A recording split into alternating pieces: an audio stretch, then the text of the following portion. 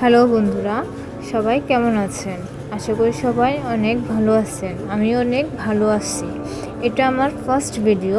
আশা করি সবাই অনেক সাপোর্ট করবেন। আজকের এই ভিডিওতে আমি দেখাচ্ছি কিভাবে পাউরুটি দিয়ে রসমালাই তৈরি করা হয়।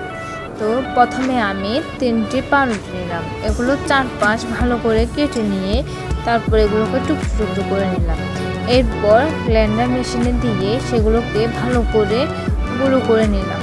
এরপর ভালো করে গুঁড়ো হওয়ার পরে আমি একটা প্লেটে ঢেলে নিলাম।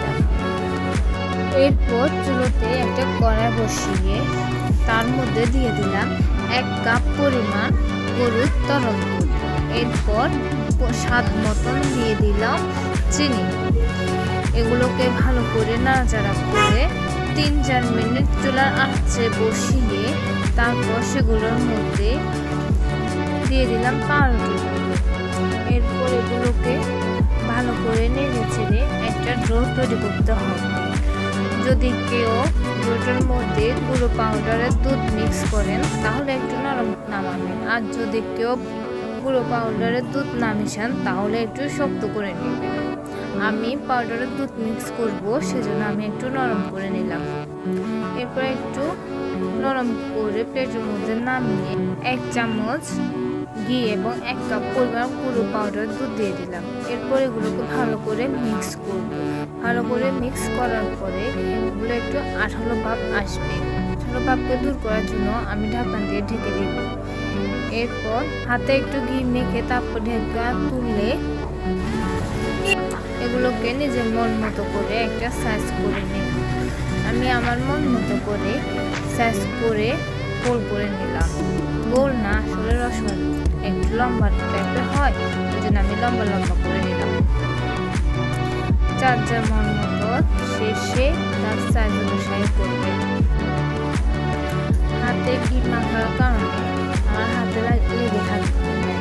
যদি হাতে ঘি না মাখি তাহলে এগুলো হাতের মধ্যে লেগে যাবে।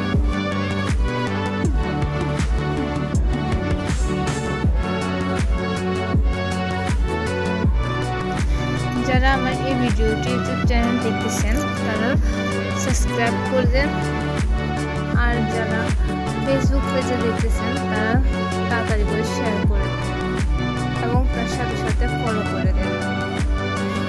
এরপর এই গোলাগুলো বানিয়ে তারপর আবার চুলার মধ্যে পুনরায় কড়াইতে বসিয়ে আগে থেকে ঘন করা 2 কাপ দুধ দিয়ে দিলাম।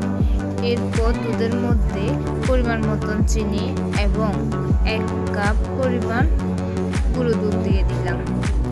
এরপর ভালো করে নেড়ে চেড়ে এগুলোকে 5-6 মিনিট চুলার আঁচে বসিয়ে রাখবো এবং তারপর গোটা এলাচ এবং গরম মশলা দেব যাতে একটু গ্রান করে। তারপর আবার 2-3 মিনিট নেড়ে চেড়ে সেগুলো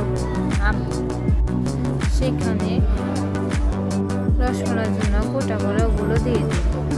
তারপর ওগুলো কিছুক্ষণ আঁচে বসিয়ে রাখবো। এরপর একটু ফুলে উঠলে তরল করে নামাতে হবে।